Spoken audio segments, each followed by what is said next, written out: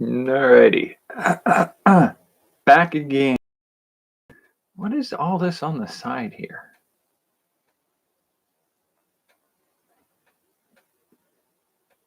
I dare not touch any of those buttons, but I may dabble with them tomorrow.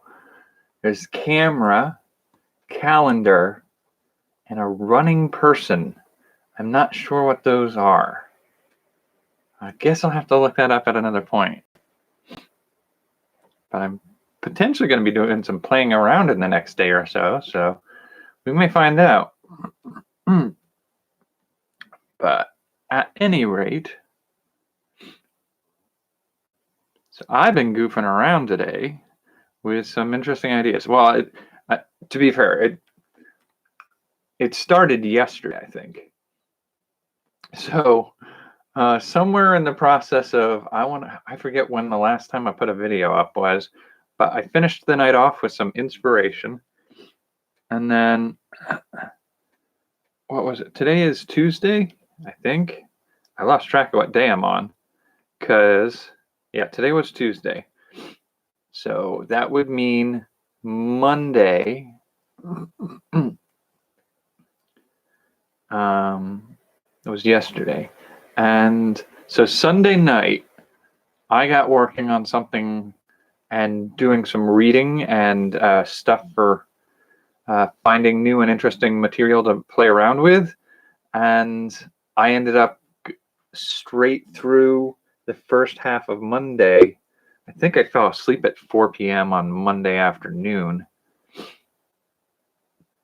and woke up somewhere around a little after midnight, I think. So I woke up a little after midnight yesterday.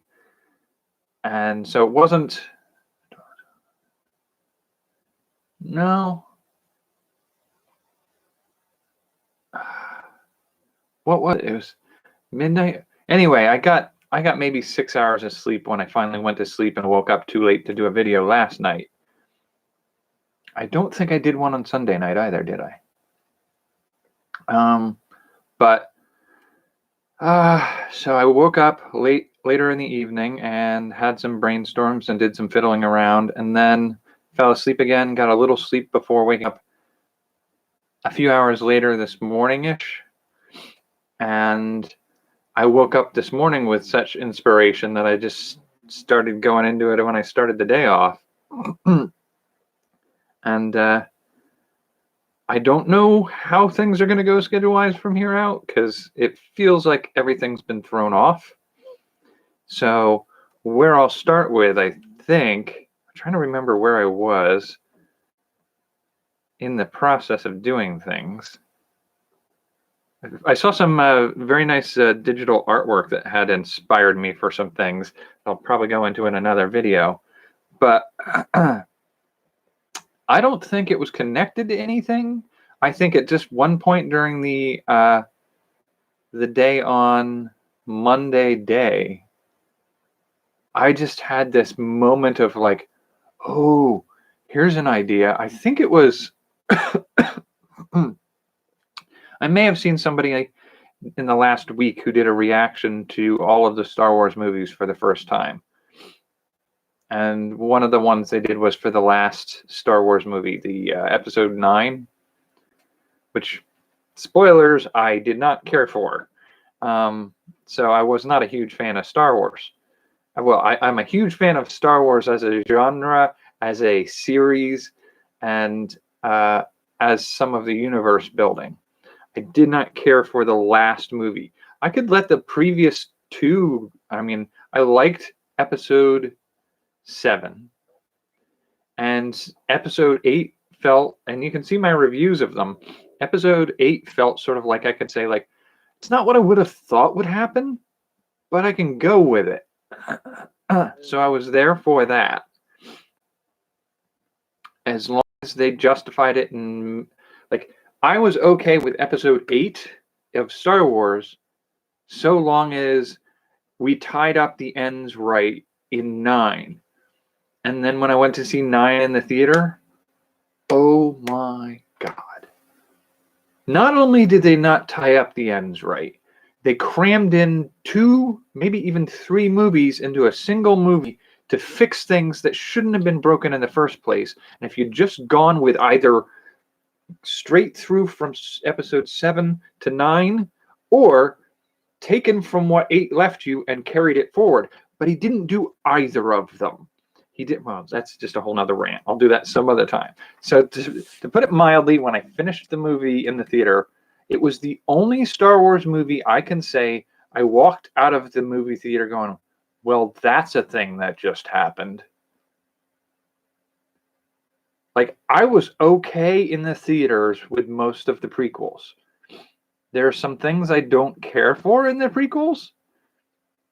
And I've talked before about how I would reimagine certain parts of them. But the first 2 sequels, very different, and they don't have a consistent feel between the 2 of them. And the third one doesn't fix that. It makes it worse. And so I felt for a while like I could rewrite the sequels in a way that works for me, similar to how I came up with my own story ideas for the prequels that fix a few things, like gets rid of the midichlorian issue. I could do things like that and brainstorm ideas for the Star Wars sequels. And so, I've had some little bit of ideas here or there over the time period, but I really had like a major brainstorm the other night, and it hit hard. And so I was like up writing and making notes and brainstorming on that all night long. And not all night long. That was probably a couple hours of my time that evening. But I went to bed with a lot of that sort of sorted out in my head. And I think what I'll probably try to do for that in the future is I may do some screen caps of images from the prequels or the sequels, and use them as still slides in narrating sort of how I would rewrite them. And I might do some photo manipulation just to make them work with what I'm trying to say. And then just do like how I would reimagine them. But I mean, I may actually have to do a rewatch of the episode 9. Because I mean, I hesitate to say I wasn't angry. I'm sure there was a portion of me that was angry that I had experienced that. But I didn't feel cheated. I didn't feel like somebody had done me wrong. I feel like there was potential for it to be a good movie. And I also felt like they tried to do too much, tried to fix things that they felt people didn't like instead of committing to what they had already done. And like that sort of like flip-flopping bothered me. And every 5 minutes in the movie was a jarring jump that crammed too much in, didn't let you get adapted to the new situation or new characters before you ripped them away and did something else. And I don't feel that's a good way to tell any kind of story. And so I feel like, honestly, I feel like episode 9 would have been a good miniseries. But a miniseries that ran in parallel to the main trilogy that we should have gotten. Anyway, so I kind of want to do a rewrite of some of that. And I woke up this morning with another thing that's been sort of on my mind in the past, but not particularly recently. I think I just saw in one of my recommended video tabs off to the side, they were talking about why they didn't like, somebody was like saying like what went wrong or why Ready Player One wasn't a good movie. I felt Ready Player One was an okay movie. I also read the book, and I thought it was an okay book, but I don't think the two are as related as we want to think they are. But somewhere in my brain, a while back, the idea of sort of doing a reimagining of Ready Player One in a different light came into my brain. And part of what hit me the other day was, well, I think it was part of waking up last night and my brain bouncing around. It's probably in part the high carbohydrate content of my diet lately. We know that gives me ADD. But the Ready Player One idea I had was like, look, I liked certain aspects of the challenges in the movies. And I liked some of the aspects of some of the challenges in the book. And there were 3 challenges in each. And in each, there's the challenge that gets you the key and gives you a hint of where to find the lock that you unlock with it and unlock the clue to the next key. And so there was this sort of like a lock, a key, and clues.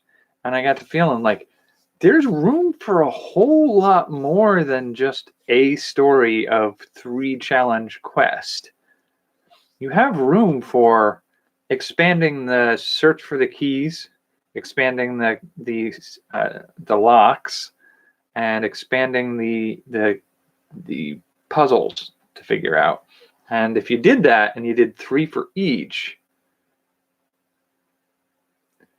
and then I got to thinking, like, why would we do 3? I know it's traditional to have like 3 parts to a quest, but I got the feeling like if you really made this a series and you built it out so that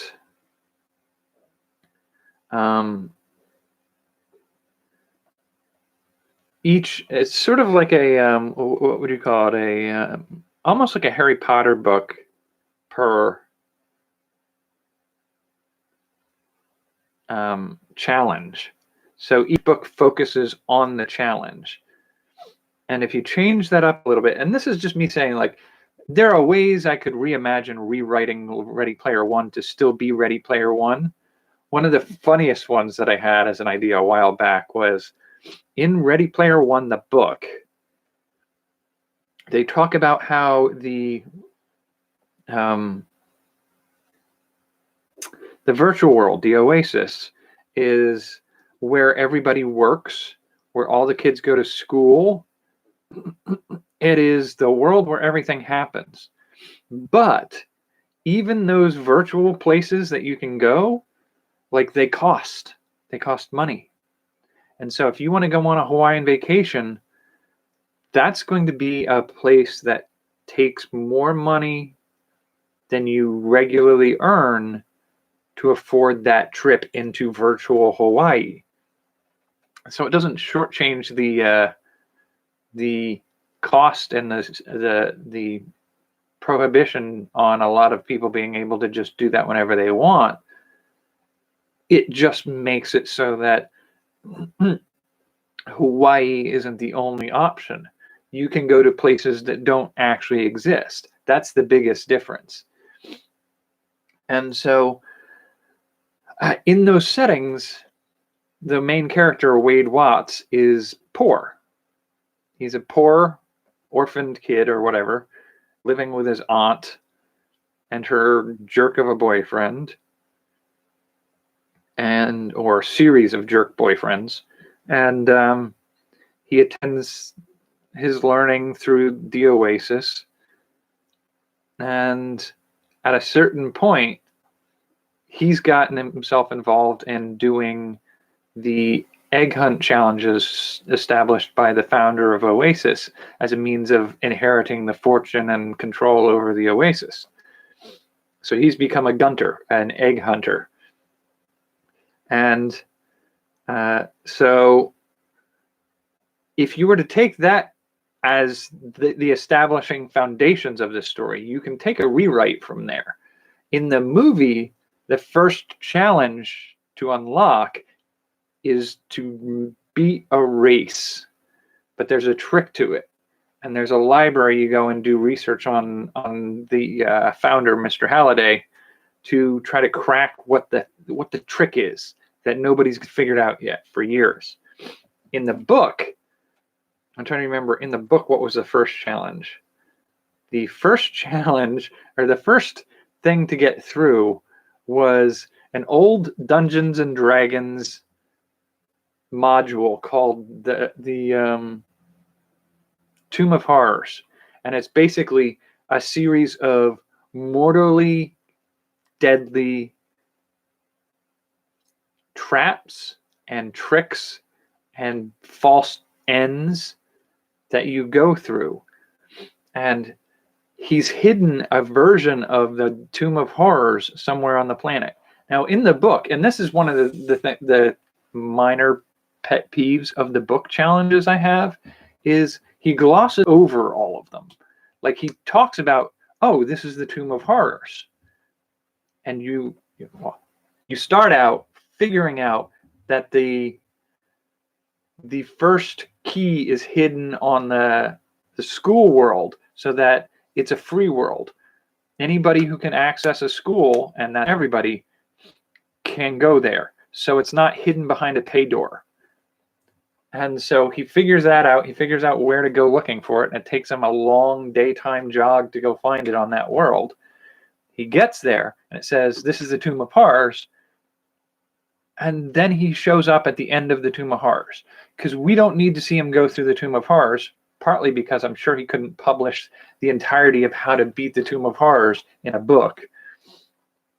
And secondly, because that would be a book in and of itself, to see somebody try and fail and figuring out their way to get through the Tomb of Horrors made real to get to the end. And at the end of the Tomb of Horrors, he has to defeat the boss monster at an arcade game. I guess it's sort of spoilery for the book, but here's the thing. I had the module for a Tomb of Horrors. I've read through it, and there's a goofy little piece in there that there's a trap that, if you walk through it, changes your gender. And if you try to go back through it, it changes you back, but it drops you naked back at the entrance to the cave that leads to the Tomb of Horrors. And you kind of have to give up and head back and resupply before you come back and try again. If that trap is in the Tomb of Horrors in this virtual world, this is where it gets interesting, I think. If you bumble through that trap, but you go to the end and finish, and your character, like the main character is Wade Watts. He's a pudgy high school kid who's sort of miserable in his orphaned life, living in the slums of some city in Michigan, I believe.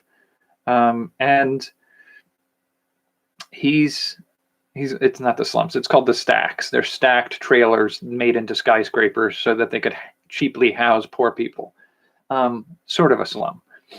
And he's not a happy person, but the thing he takes the most pleasure from is the dream, like that lottery dream that we all have, that someday if I won the lottery, what would you do with the money? There's that dream for them, which is finding the treasures and becoming the one who inherits a fortune from the guy who invented virtual reality.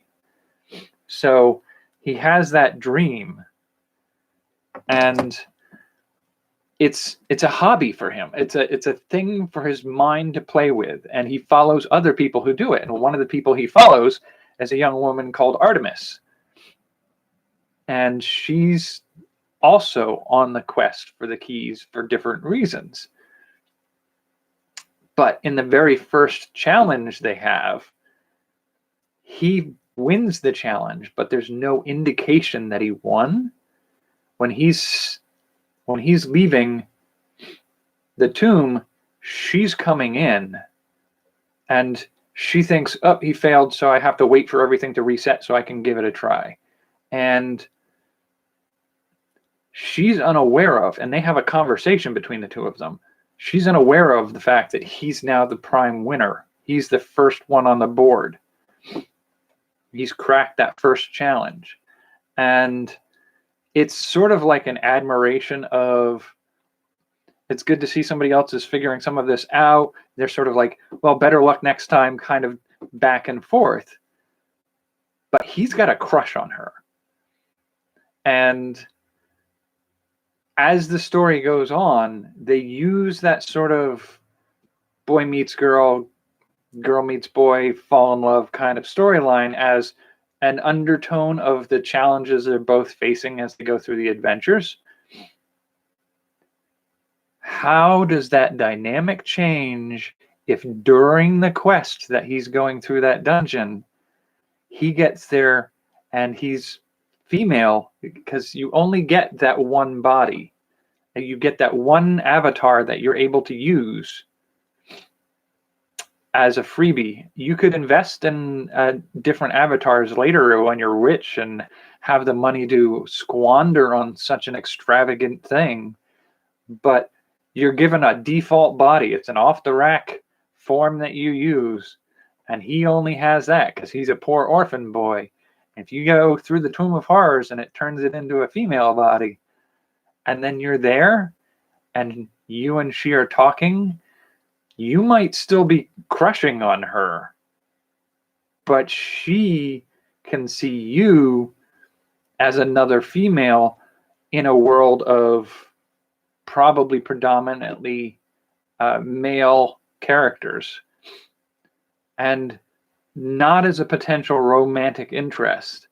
And then you're stuck with the challenge of, like, does he then play off the fact, like, she knows that he was there, or she knows that somebody beat her to it, and the only person she saw there was a woman.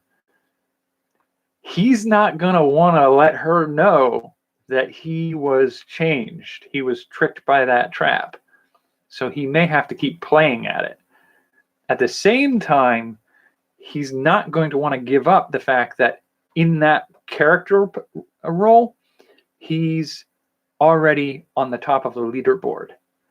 If he has to start a whole new character to start back through, it puts him behind everybody else. So then it becomes a point where, okay, she finds out that this other woman beat her to the prize. Now it's no longer like, oh, we're both women working together to try to figure out how to beat challenges in a world where people don't think we should be able to win. And now it's, she and I are competing for the win. And meanwhile, he's crushing on her. To me, that's a far more fascinating story opportunity. And that's just from one little thing, like that one trap in the Tomb of Horrors changes the whole dynamic of the story. And that idea was enough for fun for me to play with, for reimagining or rewriting the Ready Player One story. But the question in my mind at that point is, if we're doing Ready Player One with the Tomb of Horrors, that's the book Ready Player One, not the movie. But the other challenges in Ready Player One, the book,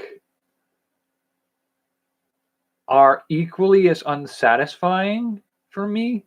Like in the Tomb of Horrors is unsatisfying because you go to the entrance of it and go, okay, here comes the challenge of the Tomb of Horrors. And then literally the next page is, and I made it down to the final room to face the final villain in the lair. And you're just sort of like, well, you've told me there was a challenge.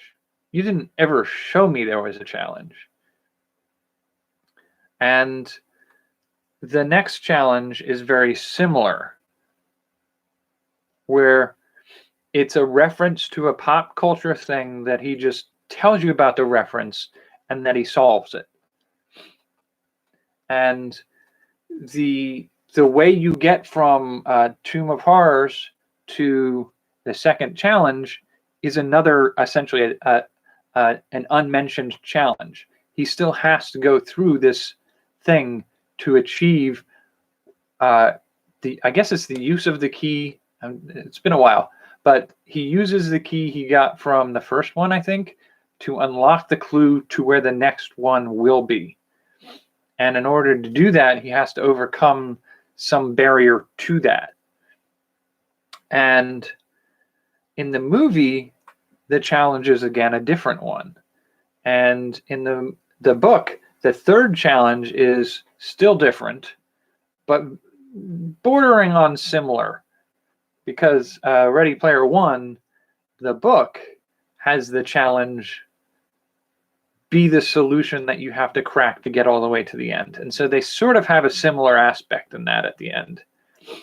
But even that's got some changes on it. And I feel like for storytelling, I like the book challenges if you expand on them more. For the sheer pacing and adventure and visual spectacle, the movie challenges are better. And so I've got to figure out, like, for what format that I'm doing, which one do I like better if I'm doing a rewrite. Now, a rewrite I can still do, but taking that foundation of an idea and taking the different types of challenges that were done, I can write a different setting with a different story that takes some of its role from that concept. So you're going to have a main character who's living in a world that's sort of crumbling and dystopian. You can do the orphan thing if you want to. I might rewrite that part so that he's not necessarily an orphan, but that doesn't mean he's got a good life. And he gets access to being a quester of whatever kind in a virtual reality. And on that quest, he cracks a piece of the code and he gets to the leader position. But instead of doing 3 challenges that get you 3 keys, 3 locks that unlock the clue to the next level, and then the Easter eggs at the end where you've solved the last little hitch, and replacing each of those challenges with a new, different type of challenge where I'm a little more free to explore the concept of those challenges completely. So it's no longer just a mention that they did this thing that belongs to this book or game from 40 years ago. It's more along the lines of seeing them go through the challenge. I don't want to do something like a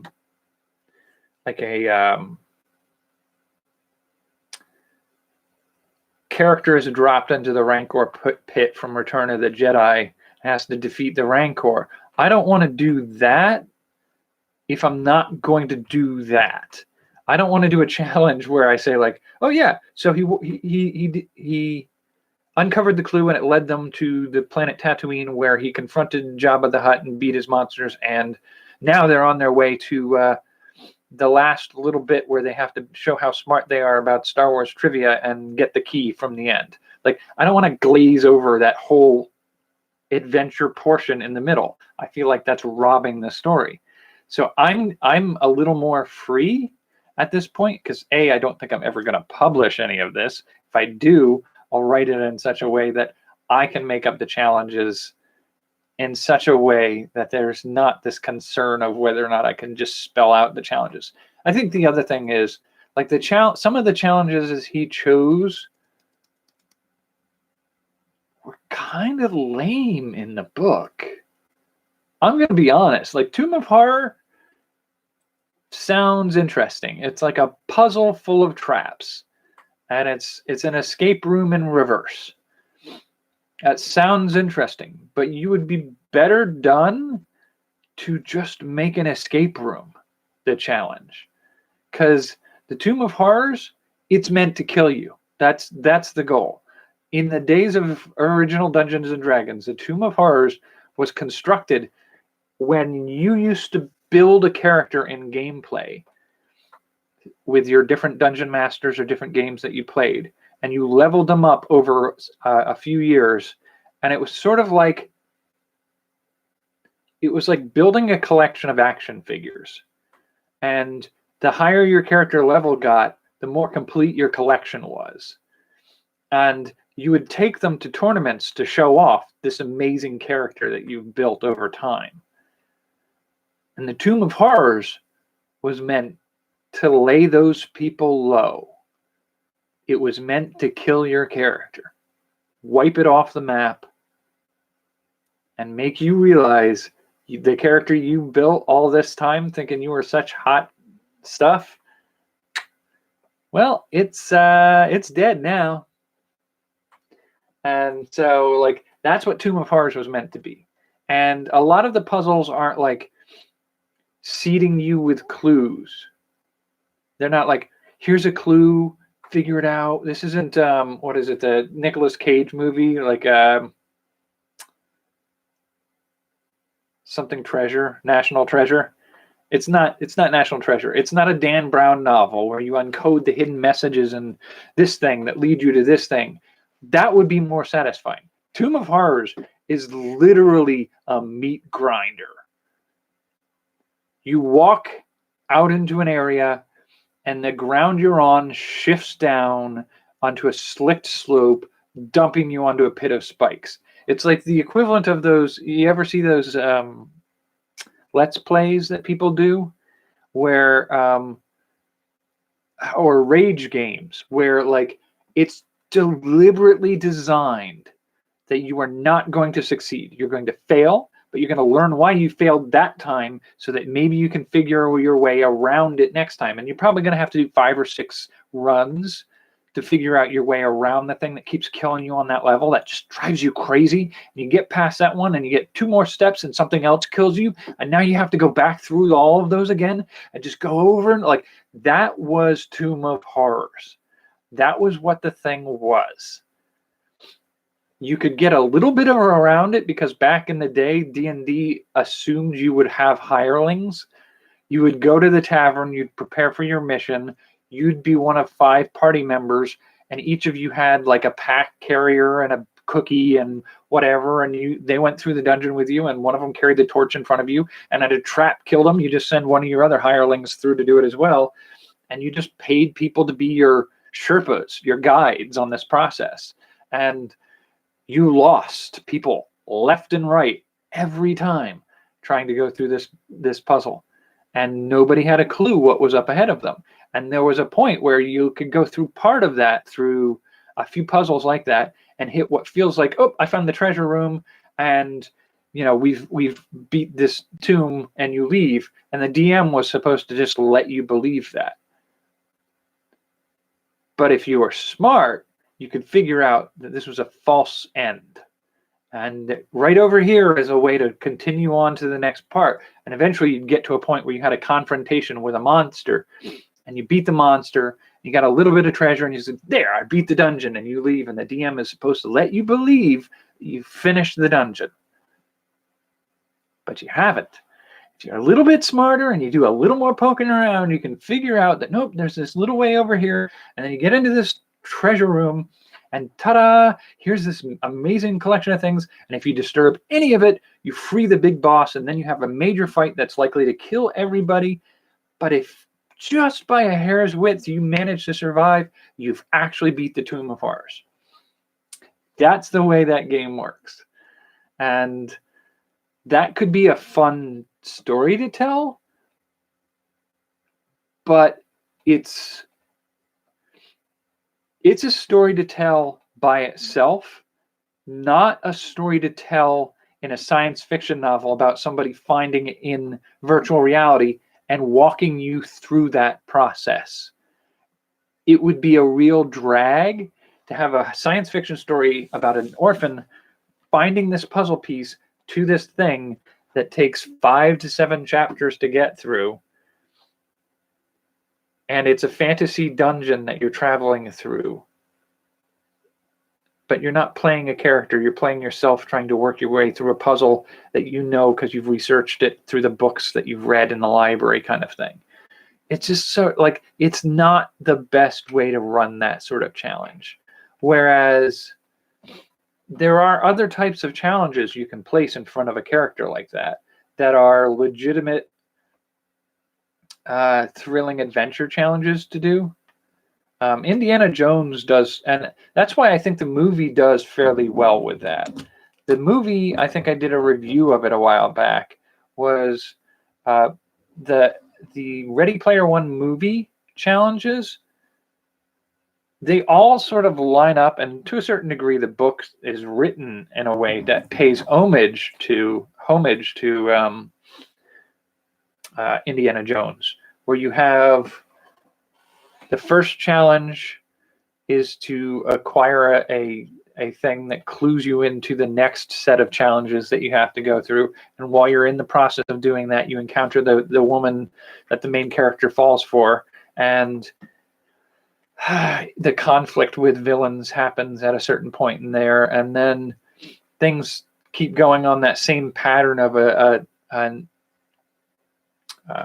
Spielberg style movie, where it's very E.T. too. They're just that kind of pattern of how you tell a Spielberg movie story. And Ready Player One works decently well with that framework. And it can only work well that way if the challenges you have to overcome are brief but witty. I don't want to call it cinematic, but showy kind of challenges. The second challenge in the book, I believe, if I remember correctly, is word for word performing the movie War Games. And that's not a, like, you don't stop in the middle of a scene of a character getting to a challenge, figuring out the challenge is to reenact the entirety of the movie War Games, and then write the whole script of War Games in the middle of the book. You don't do that. This is a challenge that's built not to be shown. It happens off screen. We'll do that later. And so, like, that sort of challenge building, it was the one thing I think I felt didn't work as well as it could have for the book. Now, I do like the idea of the challenges in the book being more substantial than what you would normally get away with in a movie. Like, a movie doesn't have the time to devote to a whole adventure within an adventure. I think one of the best examples I can think of a way to do this is 1001 Tales of Arabian Nights. This is a story of a struggle and a challenge for a main character that dips into other stories that are challenges and adventures. And if you use that sort of model, I think this could be, like, this rewrite that I would work on would be really interesting. And if we're going to do it that way, if I were to do it this way, what I would feel like is, all right, so if we're really going to double down and just make this a series of big challenges that are adventures on their own, then why am I stopping at just 3?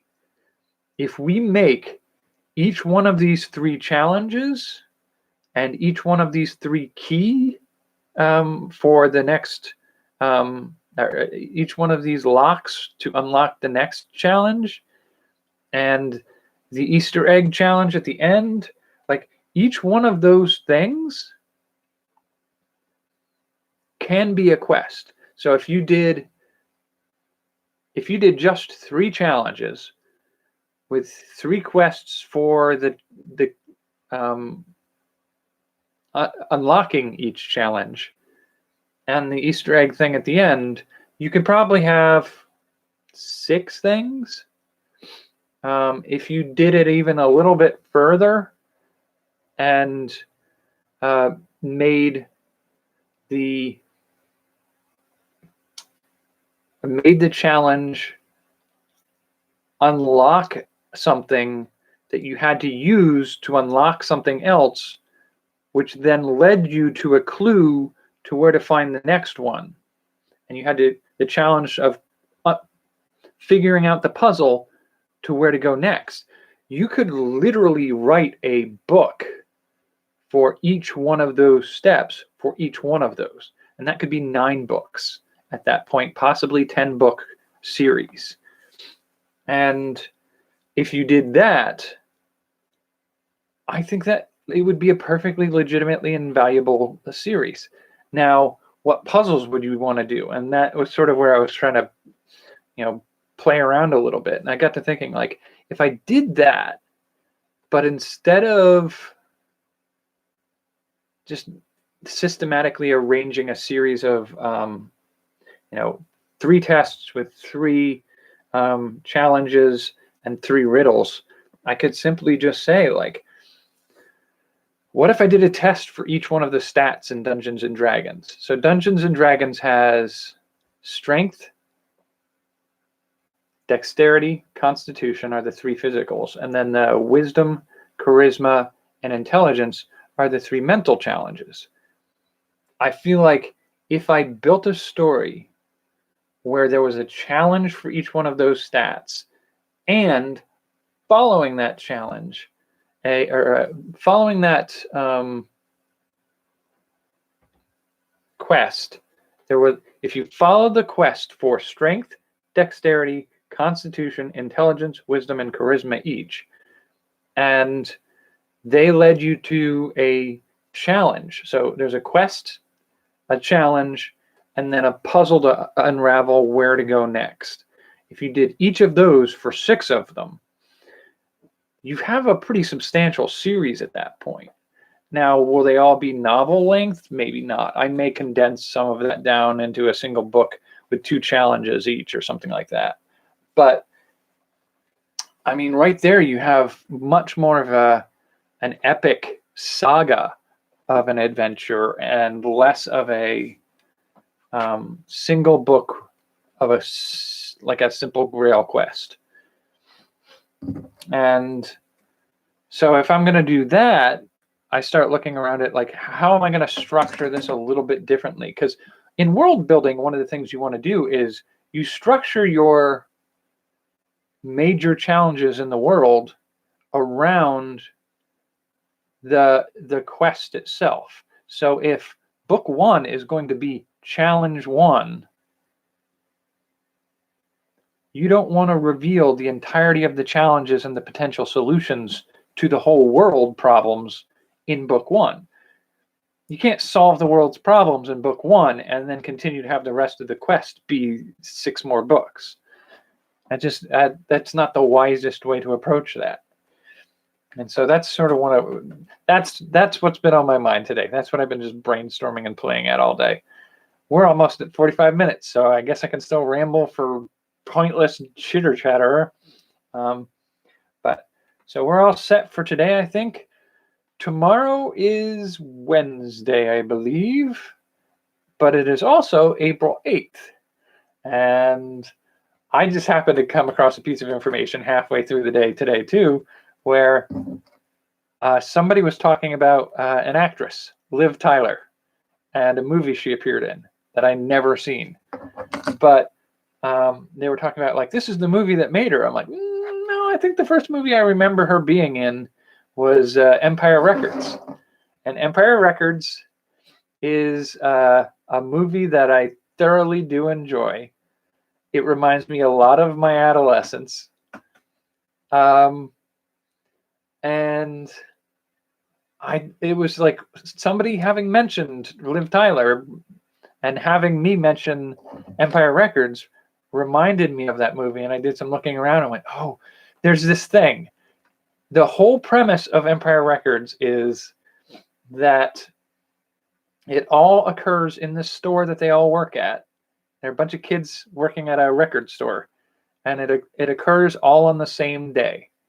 It's one day in the life of this record store. It's the biggest, most eventful day the store has experienced. And it's a bunch of screw up, messed up kids working at this store. And it's sort of a blast of a movie. But this special day that's happening, at least part of the specialness of that day, as it's being referred to in the movie, is because there's a sort of a washed up, has-been singer who's sort of like a joke, as just sort of like, this guy is still so full of himself that he doesn't realize his career ended 10 years ago, and he's just holding on to the vestiges of his career. And he is coming to the store to do a signing for all of his fans. And this character's name is Rex Manning. And they produced a music video for Rex Manning, a fake musician who's a washed up has-been. And so, like, the whole day is taking place on that day. And some of the employees of the store call it Rex Manning Day. And somewhere in the background is a poster, supposedly. I can't remember where it is. It's been a while since I watched the movie. A poster that says, April 8th, Rex Manning. And all of the employees of the store refer to it as Rex Manning Day.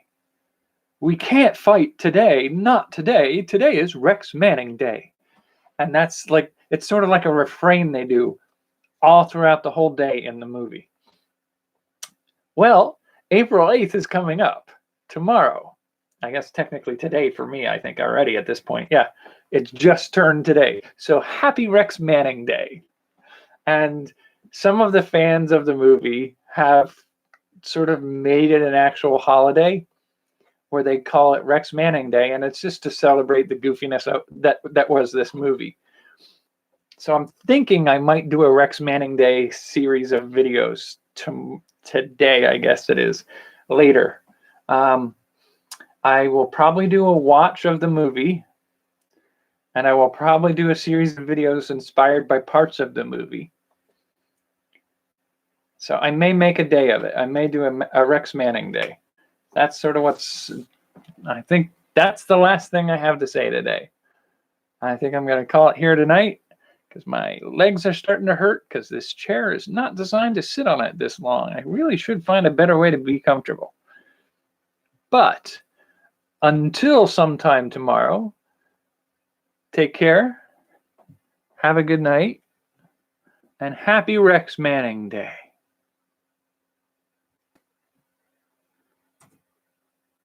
All right, I will catch you later.